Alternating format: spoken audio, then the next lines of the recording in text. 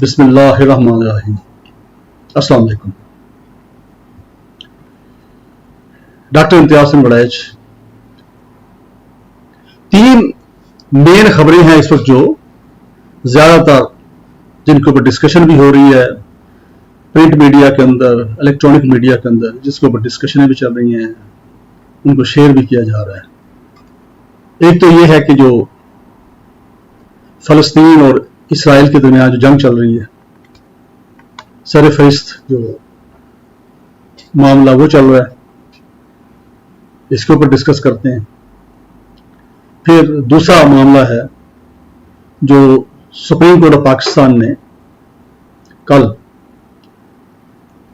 Practice and procedure act जो है, जो कि पार्लियामेंट ने पास किया था, उसके ऊपर जिसको चैलेंज किया गया था मुख्तलिफ पिटीशन के जरिए से, उसके ऊपर कल एक फैसला दिया है और अनाउंस किया है।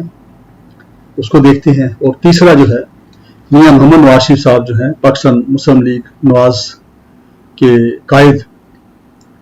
उनकी वापसी का मामला है कि वो क्या पाकिस्तान में वापस आएंगे तो फिर क्या अरेस्ट होंगे, या फिर वो जैसा कि उन्होंने प्लान किया है कि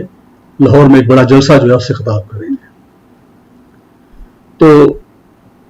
सबसे पहले फलस्तीन और इसराइल की जंग। जैसा कि आपने देखा होगा, मेरा पिछला जो प्रोग्राम था उसके अंदर मैंने बताया था कि ये जो जंग है,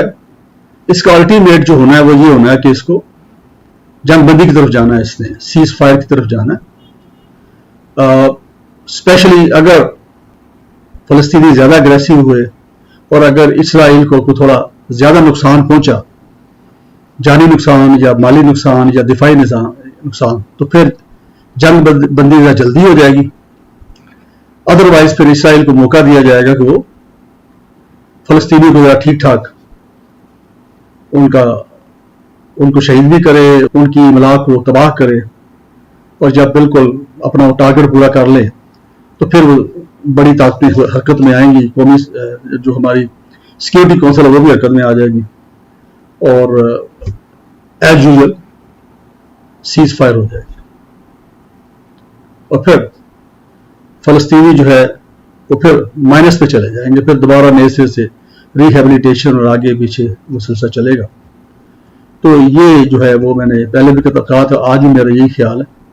अभी तक जो सीज फायर नहीं हुआ, इसका मतलब ये है कि इसराइल जो है वो अपना टारगेट अचीव नहीं कर पाया अभी तक, क्योंकि हमेशा वो अपनी मर्जी से जंग जो है उसका एंड करता है। कभी लेबनान पे आपने देखा होगा कि मिसाइल दागे जाते हैं, एयर अटैक्स किए जाते हैं, बिल्डिंगें तबाह की जाती हैं। कभी फलस्तीन के अंदर तो ये तो उनका बाएं हाथ का काम है ना।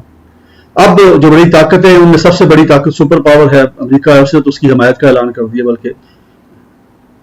मुबैना तौर पर उनको आर्म्स और वेपन्स जो है वो भी पहली खेप पहुंच गई है वहां पे, तो इसका मतलब वो उसको सपोर्ट भी कर रहे हैं। अब दूसरी जो बड़ी बड़ी ताकतें जिसमें रशिया आ जाता है, चाइना आ जाता है, ये जरा थोड़ा सा उस तरह खुल के सपोर्ट नहीं करते किसी भी फ्रीक की, जिसका आमतौर पर यूएस है, जहां पे उसके इंटरेस्ट होते हैं वो करते हैं। तो जनरली तो मैं यही समझता हूं, मुझे आप तासुब से पुरना कहिएगा, मेरे सारे प्रोग्राम आप देखते रहते हैं, उसका तो मैं कोशिश करता हूं मैं तासुब से या कंट्रोवर्शियल चीजों से दूर रहता हूं। लेकिन देखने में यही आया है कि जब भी कभी कोई मुसलमानों का मसला हुआ तो वहां पे मामला को लटकाया गया है, जल्दी फैसला नहीं किया जाता, क्योंकि उसके पीछे एक शायद ख्वाहिश होती है, शायद मैं गलत हूं, लेकिन मेरा असेसमेंट है, एनालिसिस है कि पीछे ख्वाहिश होती है कि इनका नुकसान ठीक ठाक पहुंच जाए और ये इनको दबाया जाए। जैसे आप देख लें कि हमारे हमसाये मुल्क इंडिया के अंदर मुसलमानों के खिलाफ कश्मीर के अंदर बड़े वाक़यात होते रहते हैं, पूरी दुनिया जानती है। और बल्कि मैं ये समझता हूं जो यूनाइटेड नेशन है वो खुद एक अदारा ही नॉन डेमोक्रेटिक है, उसका वजूद ही नॉन डेमोक्रेटिक है। उसकी जो सिक्योरिटी काउंसिल है उसके अंदर वीटो पावर चंद एक बड़ी ताकतों को दी गई है और बाकी जो रियाया है, तो अगर उनमें से एक भी नो कर दे तो रेजोल्यूशन पास नहीं होता। तो ये हम माजी में देखते हैं, इराक ईरान जंग की जब हुई, इराक کویت جنگ ہوئی، عراق امریکہ جنگ ہوئی، اسی طرح شام میں ہم نے دیکھا، مختلف جگہ پہ جہاں جہاں بھی ہوا ہے، انڈیا پاکستان کے درمیان جنگیں ہوتی رہی ہیں تب بھی. تو انفارچونیٹلی یہ کہنا چاہیے کہ ہماری انٹرنیشنل کمیونٹی سب سے پہلے تمام دنیا کے لوگوں کو انسان نہیں سمجھ رہی. ان کو یا مسلمان سمجھتی ہے، یا ہندو سمجھتی ہے، یا کرسچن سمجھتی ہے، یا جیو سمجھتی ہے، یا بدھسٹ سمجھتی ہے. حالانکہ انسانی کا تقاضا یہ ہے کہ یہ تو مذاہب ہے، اپنی اپنی سوچ ہے نا، جو آپ کو رستہ اچھا لگتا ہے آپ اس کے اوپر چلتے ہیں کہ بھئی یہ شاید اس سے بہتر میں اپنی منزل تک پہنچ جاؤں. تو یہ مذہب تو وہ ہے نا، لیکن نہیں، اس کے اندر تعصب جو ہے وہ دیکھنے میں آتا ہے. آپ دیکھیں کہ یورپی ممالک کے اندر ہی سب سے زیادہ حضرت محمد صلی اللہ علیہ وسلم کی گستاخی کی جاتی ہے، بار بار، کبھی کارٹون بنا کے، کبھی کچھ کر کے، کبھی قرآن پاک کی بے حرمتی کر کے. حالانکہ وہ ملک ہیں جن کو بڑا آپ کہہ لیں کہ جنرلی ایک سیولائزڈ اور ڈیسنٹ ملک سمجھا جاتا ہے، اور وہاں کے جو لوگ ہیں ان کو سمجھا جاتا ہے، ہم عام طور پہ یہ سمجھتے ہیں ایشیا کے اندر یا افریقہ کے اندر تو یہ مجھ سے مزاج لوگ ہیں، لیکن آپ کے سامنے یہ سارا کچھ ہے. تو بہرحال اس کا جو انجام ہے فلسطین اور اسرائیل کی جنگ کا، وہ جلدی ہو جائے گا، اور اس میں صرف یہ ہے کہ اسرائیل جو ہے وہ اپنے ٹارگٹ پورے کر لے. تو لیٹس ہوپ اللہ کرم کرے گا. ایک طاقت ایسی بھی بیٹھی جس نے یہ دنیا بنائی ہے اور تمام انسانوں کو بنایا ہے، اور وہ کیا سوچتی ہے یہ تو اگرچہ یہ عالم اسباب ہے، یہاں پہ عام طور پہ مداخلت نہیں کرتے اللہ سبحانہ تعالیٰ، لیکن مداخلت کر بھی سکتے ہیں، ان کی مرضی ہے. وہ قدم تو نہیں لگا سکتا نا. جیسے خانہ کعبہ کے اوپر ابرہا نے اٹیک کیا تھا، ہاتھی لے کے آیا تھا، تو ان کو بری کنکریوں کی وجہ سے اس کو تباہ برباد کر دیا تھا. تو جب اللہ کی مرضی ہوتی ہے، منشا ہوتی ہے، وہ حرکت میں آتے ہیں اور پھر اس کو بتاتے ہیں کہ بھئی سپر پاور کون ہے اصل میں. تو ہمیں امید ہے کہ اللہ سبحانہ تعالیٰ، ہم یہ نہیں چاہتے کہ کسی اور مذہب کے لوگوں کی تباہی ہو، لیکن یہ ہے کہ جو مسلمان ہیں، جو کلمہ گو ہیں، ان کو کلمہ گو ہونے کی سزا تو نہ دی جائے. اب آ گیا جی، کل سپریم کورٹ آف پاکستان نے ایک، آپ کو یاد ہوگا کہ پاکستان کی پارلیمنٹ نے ایک قانون بنایا تھا، supreme court practice and procedure act کے 2023 کے نام سے یاد کیا جاتا ہے. اس کے اندر جو آپ کہہ لیں چیف جسٹس کی جو ایکسکلوسیو پاورز تھی بینچ بنانے کی، اور پھر سو موٹو کے اوپر، پھر اس کے بعد اس کے خلاف جو اپیل ہے سو موٹو میں، پہلے تو ریویو کا اختیار تھا، صرف ریویو میں وہی جج بیٹھتے ہیں دوبارہ جنہوں نے پہلے کیس سنا ہوتا ہے، اس لیے اس کا اسکوپ بڑا لمیٹڈ ہوتا ہے ریورس ہونے کا یا چینج ہونے کا. تو اس لیے کئی بار ریویو لوگ کرتے بھی نہیں ہیں. میں نے خود کئی بار بین وکیل ہونے کے، کئی بار لوگ کہتے ہیں جی اس کے خلاف جائے، تو میں کہتا ہوں یا ریویو کا فائدہ کوئی نہیں، کیونکہ وہی جج ہوں گے، تو بہت کم چانس ہوتا ہے کہ اس کے اندر کوئی تبدیلی فیصلے میں آ جائے، کیونکہ ظاہر وہ اس فیصلے کو اون کرتے ہیں. کوئی ٹیکنیکل چیز، کوئی ایسی چیز جو کہ ٹرائل پچھلی جو ہیئرنگز ہوئی ہیں جو پہلے فیصلے کے دوران، اس میں کوئی رہ گئی ہو تو پھر جج صاحبان اس پہ غور کر لیتے ہیں، ادروائز تو وہ آلموسٹ کنکلوڈڈ ہوتا ہے. تو اب اس کے اندر ان کو اپیل کا اختیار دے دیا گیا، اور اس کے اندر یہ بھی تھا کہ جی وہ جو اپیل ہے وہ بیک ڈیٹ سے جن لوگوں کو پہلے بھی جن کے خلاف فیصلے ہوئے ہیں ان کو بھی حق حاصل ہوگا کہ وہ 30 ڈیز کے اندر اندر اس کے فیصلے کے خلاف اپیل کر سکیں گے، اور اپیل دوسرے کو جج سنیں گے اور اس سے بڑا بینچ سنے گا جس نے پہلے فیصلہ دیا، اور وکیل بھی بدل سکیں گے اس کے اندر. پہلے یہ تھا کہ ریویو کے اندر وہی وکیل صاحب آئیں گے، کیونکہ ان کو فیکٹس کا پتہ ہوتا ہے، تو کورٹس کا یہ خیال تھا کہ بھی یہ دوبارہ ایک پنڈورا باکس نہ کھلے اور نئی باتیں شروع ہو جائیں اور وہی چیز ریپیٹ ہو جائے. تو اس لیے یہ اس میں تھا. اب اس کو چیلنج کیا گیا، اس کے اوپر پاکستان کی جو سپریم کورٹ کی لارجر بینچ میں اس کو کہوں گا، کیونکہ 17 جج ہوتے ہیں تو 15 تھے، اس کو آپ فل کورٹ بھی کہہ سکتے ہیں، لیکن بہرحال چونکہ 2 جج ہیں ہی نہیں ہے تو یہ فل کورٹ کہلائے گی، ادروائز یہ لارجر بینچ ہوگا کیونکہ ٹوٹل 17 ہے. تو اس نے اس کو سنا اور ایٹ لینتھ سنا اور کل ایک فیصلہ دے دیا. اب کل جو فیصلہ آیا اس کے اوپر مختلف لوگ اپنی اپنی رائے دے رہے ہیں، تو میں چونکہ एक पॉलिटिकल एनालिस्ट भी हूं और साथ वकील भी हूं, तो मैं दोनों एंगल से इसके ऊपर कोशिश करता हूं,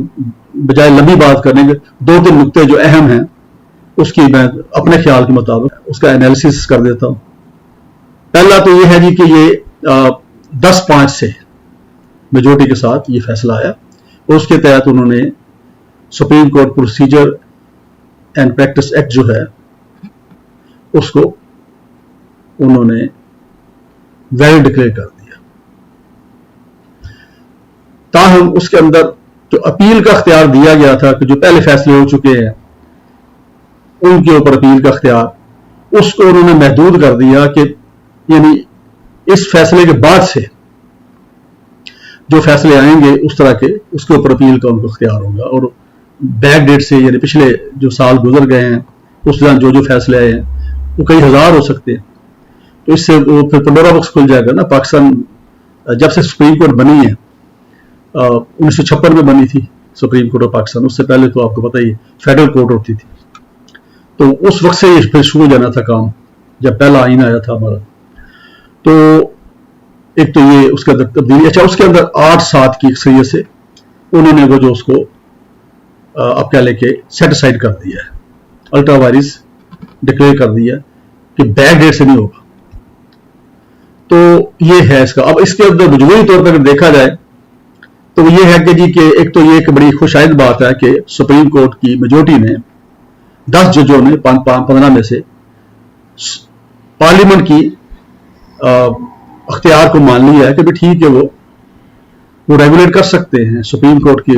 जो कारकर्दगी या जो काम है उसका। हाँ यस, जो फैसले वो करेंगे, जो हियरिंग करते हैं उसके अंदर तो पार्लियामेंट इंटरफियर नहीं कर सकती, उसके लिए कोई भी कानून वो नहीं बना सकती। लेकिन ये कि कॉन्स्टिट्यूशन के अंदर अलबत्ता अमेंडमेंट अगर होती तो ज्यादा बेहतर था, मैं समझता हूं, क्योंकि कॉन्स्टिट्यूशनल प्रोविजन के तहत जो अख्तियारात सुप्रीम कोर्ट को हैं उनको रेगुलाइज करने की, उनको रेगुलेट करने की कोशिश की गई है। तो अगर वे पार्लियामेंट का अख्तियार है नो डाउट, लेकिन सुप्रीम कोर्ट जो कॉन्स्टिट्यूशन की अमेंडमेंट है वो भी तो पार्लियामेंट ने करनी होती है ना। तो जो subject to constitution and law लिखा हुआ आता है ना, तो उसको मैं यही समझता हूं कि अगर पहले लॉ को मौजूद है तो उसके मातहत या फिर आइन के मातहत। अब चूंकि इस सूरत में पहले लॉ इस मामले में नहीं था, सुप्रीम कोर्ट के रूल्स थे अपने बनाए हुए, तो वो भी इन्हें वैसे लॉ ही बनता है, रूल्स को भी हम लॉ ही कहते हैं जनरली, क्योंकि वो किसी लॉ को इंप्लीमेंट करने के लिए आइन के तहत अख्तियार दिया गया था सुप्रीम कोर्ट को कि अपने रूल्स बनाए।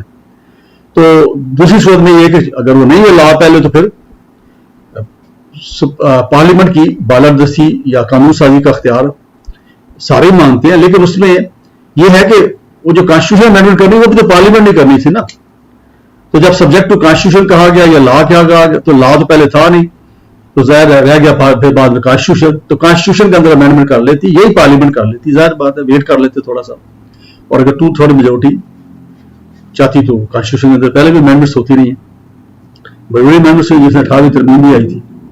तो ये भी कर लेते तो उसमें वो पार्लियामेंट ही करती है, उसका अख्तियार है, उसको कोई चैलेंज नहीं करता। तो ये एक थोड़ा सुकम सा है इसके अंदर कि कॉन्स्टिट्यूशनल अमेंडमेंट। अलबत्ता सुप्रीम कोर्ट की तरफ से या चीफ जस्टिस ऑफ पाकिस्तान जो है काजी फाइज साहब की तरफ से इस बात को मैं अप्रिशिएट करता हूं कि उन्होंने अपने अख्तियारात जो है वो नीचे, यानी वो उनका जो आप क्या लेके सिंगल एक पर्सन के जो अख्तियारात थे एज चीफ जस्टिस बेंच बनाने के या उसके ऊपर जो मामला है, उसके अंदर उन्होंने साथ 2 सीनियर मोस्ट जजेस को भी शामिल कर लिया। तो ये एक आप क्या लेके अख्तियारात की शेयरिंग इसको हम कह सकते हैं, और ये डेमोक्रेटिक अंदर रखा एक अच्छी बात है, ऐसा करने में कोई हर्ज नहीं है। जो रहा सवाल कि जी को जो अपील का अख्तियार दिया गया और वो बैक डेट से दिया गया था, उसमें 15 में से 8 जज साहबान ने उसकी मुखालफत की और उसको उन्होंने सेट साइड कर दिया। इसका मतलब ये हुआ कि जनरली जो सुनने में आता था जी कि मियां नवाज साहब और जहांगीर तरीन साहब जो हैं ये मेन है, और भी कई हुई है फैसले, तो उनको ये अपील का हक मिल जाएगा और वो हो सकता है उनकी नाहलियत खत्म हो जाए जो पनामा केस में उनको हुई थी। तो अब इन हालात में कुछ लोग कहते हैं जी चूंकि इलेक्शन लॉ के अंदर जो डिस्क्वालिफिकेशन है वो 5 साल की मुद्दत मुकर्रर कर दी गई है, तो ऐसी सूरत में मियां नवाज साहब जो है वो अहल हो गए। मैं ये समझता हूं कि जिस मामले में सुप्रीम कोर्ट एक फैसला कर देती है और जिस कॉन्स्टिट्यूशनल आर्टिकल के तहत वो फैसला किया गया होता है, जब तक पार्लियामेंट जो है 2/3 मेजोरिटी के साथ उसके अंदर अमेंडमेंट नहीं करती कॉन्स्टिट्यूशन के अंदर, उस वक्त तक वो जो है वो फील्ड में रहेगा। बेशक ऑर्डिनरी कानून साजी जो सिंपल मेजोरिटी के साथ होती है, जैसे एक्ट बनते हैं या जैसे ये एक्ट बना या इलेक्शन एक्ट बनता है या इलेक्शन एक्ट में अमेंडमेंट्स हुई हैं, तो वो सारी की सारी जो है वो सुप्रीम कोर्ट के जो कॉन्स्टिट्यूशनल डिसीजन है उसको सुपरसीड नहीं कर सकती।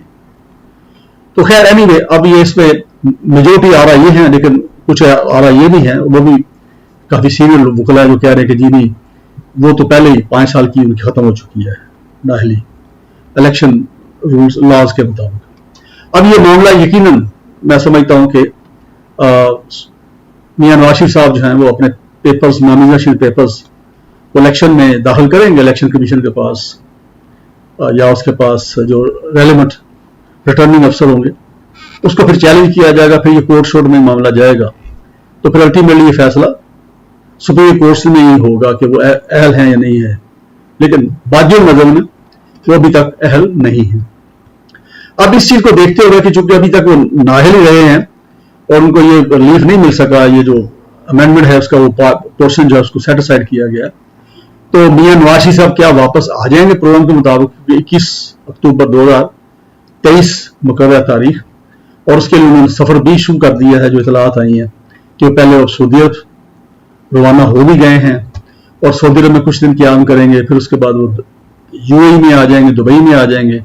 वहां से वो स्पेशल चार्टर्ड फ्लाइट के जरिए से पाकिस्तान आएंगे। और क्या वो पाकिस्तान में अब आएंगे कि नहीं आएंगे, ये सवाल हो गया। बहुत सारे लोग कह रहे हैं कि नहीं आएंगे, फैसल वादा का ख्याल है कि नहीं आएंगे आप। अच्छा, और उसके बाद कई कहते हैं जो आएंगे लेकिन गिरफ्तार हो जाएंगे। अब ये दो चीजें, इसके ऊपर मैं अपना एनालिसिस देता हूं। एज लॉयर मैं समझता हूं कि जो सजा याफ्ता मुलजम होता है और फिर मफरूर भी होता है, मियां नवाज शरीफ साहब अनफॉर्चुनेटली सजा याफ्ता भी हैं, और फिर उसके बाद जो कोर्ट के साथ वो सामने जो कमिटमेंट करके गए थे, जिसकी गारंटी जो है उनके भाई ने भी दी थी, स्टैंप पेपर पर बकायदा कोर्ट में दाखिल की थी लाहौर हाई कोर्ट में, कि जी वो कुछ वीक्स के बाद जो टाइम मुकर्रर था उसमें वापस आ जाएंगे। वो नहीं आए, उसके बाद वो मफरूर हो गया और उनकी जो अपील पेंडिंग थी इस्लामाबाद हाई कोर्ट के अंदर, वो अपील जो है वो भी इन्फेक्चुअस हो गई क्योंकि वो अवेलेबल ही नहीं है, क्योंकि क्रिमिनल लॉ के अंदर अक्यूज का होना जरूरी होता है। तो अब दो ही सूरतें हैं। पहली सूरत तो यह है कि एज पर लॉ जो जनरल है, जो एक बंदा मफरूर है और प्लस सजा याफ्ता है ऑलरेडी, उसको आमतौर पर बेल नहीं दी जाती। वो पहले अरेस्ट होता है और फिर उसके बाद वो अरेस्ट के बाद बेल अप्लाई कर सकता है। तो अपरेंटली जो पास में हम देखते हैं सुप्रीम कोर्ट के फैसले, उसकी रोशनी में तो लगता है कि वो अरेस्ट हो जाएंगे। अच्छा, अब दूसरी सूरत तो यह है कि जो इतलात हैं कि जी पिटीशन दायर की जा रही हैं, प्लान किया जा रहा है इस्लामाबाद हाई कोर्ट में आज कल में किसी वक्त, और वहां पे उनसे दरखास्त की जाएगी कि उनकी बेल ले लें या राहदारी बेल जिसको कहते हैं वो दे दें उनकी, और फिर उसके बाद उनकी जो बाकायदा बेल है उसका फैसला हो, और फिर साथ साथ उनकी तरफ जो अपील है वो दाखिल की जाएगी दोबारा, वो जो जिस केस में एवनफील्ड के केस में जिनमें उनको सजा हुई थी, तो वो अपील भी दायर की जाए। अब मौजूदा जो ट्रेंड है अगर देखा जाए तो कभी भी कोई सजा याफ्ता मुजरम वो अदालत की इजाजत से बाहर भी कभी नहीं गया था, एटलीस्ट मेरे लिए में तो कोई नहीं हिस्ट्री में ऐसा हुआ हो, लेकिन ये अनहोनी हुई थी और मियां नवाज शरीफ साहब को लाहौर हाई कोर्ट की तरफ से सब्जेक्ट टू वो जो जमानत या गारंटी जो थी वो दी थी उसने, उनके भाई ने मियां शहबाज शरीफ साहब ने, तो उनको जाने की इजाजत दे दी गई थी। तो अब भी ऐसी जूरिस्प्रूडेंस बन सकती है कि इस्लामाबाद हाई कोर्ट में वो उनको हिफाजती या प्रोटेक्टिव बेल दे दें कोर्ट तक आने के लिए, और कोर्ट में जब आए मामला तो वो उसी वक्त उसको जो अपील भी साथ लगी होगी उसको वो सजा को सस्पेंड कर सकती है कोर्ट, ठीक है, और उसके बाद उनकी बेल भी ग्रांट हो सकती है। तो this is purely discretion of court, लेकिन पहले ऐसा हुआ कभी नहीं, but possibility is there. So let's see کہ بھی عدالت جو ہے الٹیمیٹلی کیا اسلام آباد ہائی کورٹ کیا فیصلہ کرتی ہے اس کے اوپر. تو ایک آپشن اور بھی میرے ذہن میں آتی ہے, وہ شاید کبھی ڈسکس تو نہیں ہوئی, کہ لاہور ہائی کورٹ میں پروٹیکٹیو بیل کے لیے اپلائی کر دیا جائے کہ چونکہ انہوں نے لاہور آنا ہے تو یہ کہا جائے چونکہ اپیلٹ کورٹ اسلام آباد میں ہے تو ہمیں ٹرانزٹ جو ہے بیل دے دی جائے کہ ہم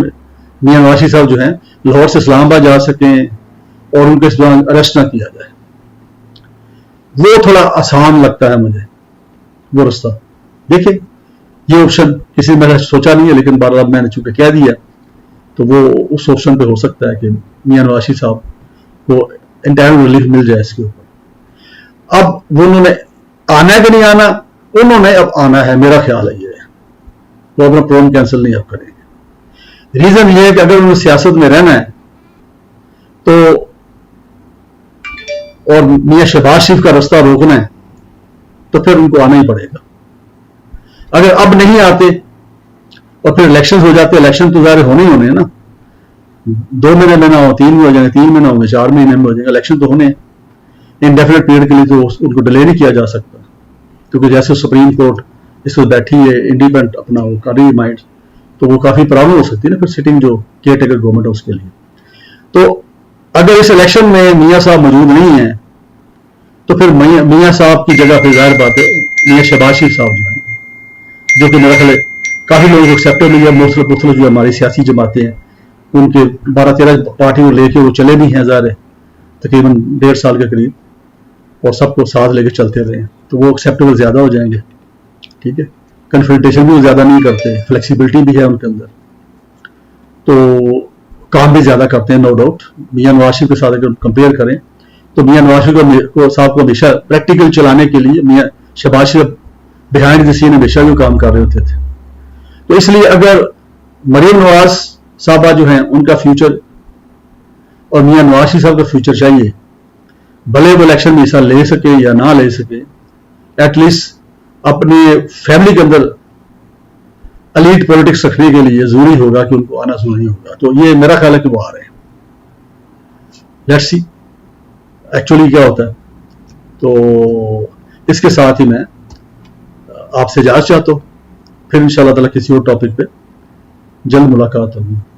اپنی دعا میں یاد رکھیے. السلام علیکم.